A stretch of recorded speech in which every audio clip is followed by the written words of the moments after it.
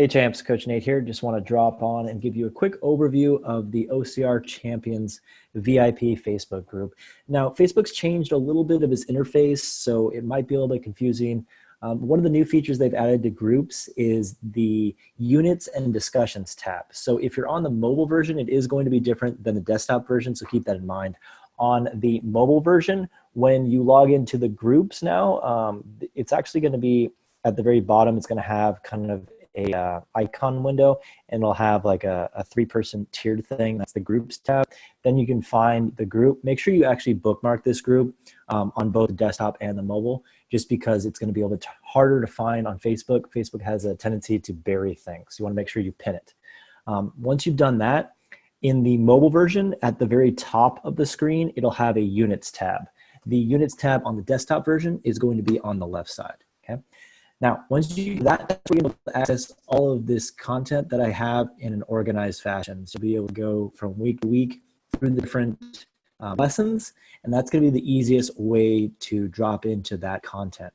Also, you want to note that within here is also a files tab. That's going to be the larger documents.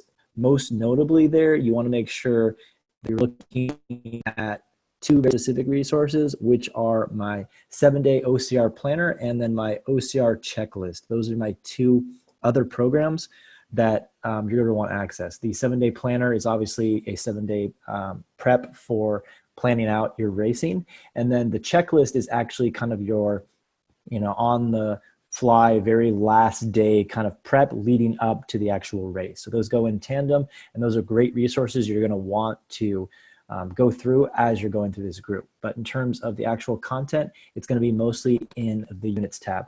This group is going to default to the announcements and discussions area. So this is kind of the communal element when you first come in the announcements area. That's where most members can post here. I have some of the posts from the previous run through the group.